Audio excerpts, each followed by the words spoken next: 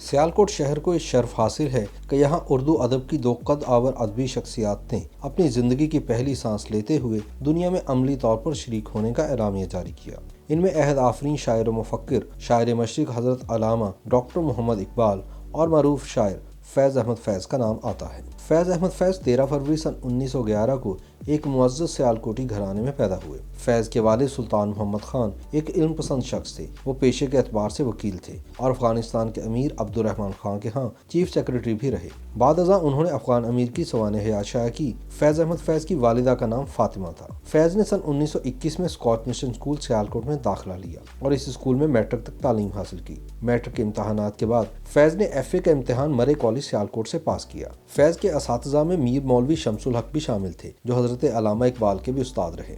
فیض احمد فیض نے government college Lahore سے be اے کیا اور پھر وہیں سے سن 1932 میں انگریزی میں ایم اے کیا۔ فیض احمد فیض نے بعد ازاں پنجاب یونیورسٹی کے اورینٹل کالج سے عربی میں بھی ایم اے کیا۔ فیض نے امرتسر میں انگریزی اور برطانوی ادب کے لیکچرر کی حیثیت سے ملازمت کی اور پھر ہیلے کالج آف لاہور میں انجمن ترقی پسند مصنفین تحریک کی بنیاد ڈالی۔ کہا جاتا ہے کہ اس تحریک کے بقیہ شعراء میں جو شدت اور ذہنی انتشار پایا جاتا ہے، فیض اس انتہا پسندی سے گریز کرتے ہوئے اعتدال کی راہ اختیار کرتے رہے۔ فیض نے سن 1941 میں برطانوی شہری ایلس جارج سے سری نگر میں شادی کی۔ اس نوبیاہتا جوڑے نے مہاراجہ ہری سنگھ کے پری محل میں اپنا ہنی مون منایا۔ سن 1942 میں فیض نے فوج میں کیپٹن کی حیثیت سے ملازمت اختیار کی۔ فوج میں جنرل اکبر خان کے ماتحت ایک یونٹ میں بھرتی ہوئے۔ جنرل خان بائیں بازو کے سیاسی خیالات رکھتے تھے، اسی لیے فیض کو یہ خوب پسند تھے۔ سن 1943 میں فیض میجر اور پھر سن 1944 میں لیفٹیننٹ کرنل کے عہدے پر جا پہنچے۔ 1947 میں پہلی کشمیر جنگ کے بعد فیض احمد فیض فوج سے مستعفی ہو کر لاہور آ گئے۔ سن 1947 میں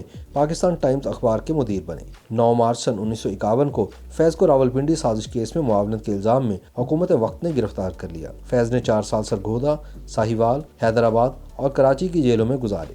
بالآخر فیض احمد فیض کو 2 اپریل سن 1955 کو رہا کر دیا گیا۔ زندان نامہ کی بیشتر نظمیں اسی عرصے میں لکھی گئیں۔ رہا ہونے کے بعد فیض نے جلا وطنی اختیار کی اور لندن میں اپنے خاندان سمیت رہائش اختیار کر لی۔ سن 1959 میں پاکستان آرٹس کونسل میں بطور سیکرٹری تعینات ہوئے اور 1962 تک وہیں پر کام کیا۔ سن 1964 میں لندن سے واپسی پر عبداللہ ہارون کالج کراچی میں پرنسپل کے عہدے پر فائز ہوئے۔ فیض کے شعری مجموعوں میں نقش فریادی، نسخہ ہے وفا، زندان نامہ، دست صبا، دست تہسنگ، سر وادی سینہ، شام شہر یاراں، میرے دل میرے مسافر شامل ہیں۔ فیض کے مشہور نظموں میں ایک ترانہ مجاہدین فلسطین کے لیے، واہ میرے وطن، مجھ سے پہلی سی محبت، میرے محبوب نہ مانگ، مت رو بچے اور بہار آئی وغیرہ مشہور ہیں۔ 13 فروری سن 1911 کو پیدا ہونے والے فیض دل کی شدید تکلیف کے بعد 20 نومبر سن 1984 کو میو اسپتال لاہور میں انتقال کر گئے اور 21 نومبر سن 1984 کو ماڈل ٹاؤن قبرستان لاہور میں سپرد خاک کیا گیا۔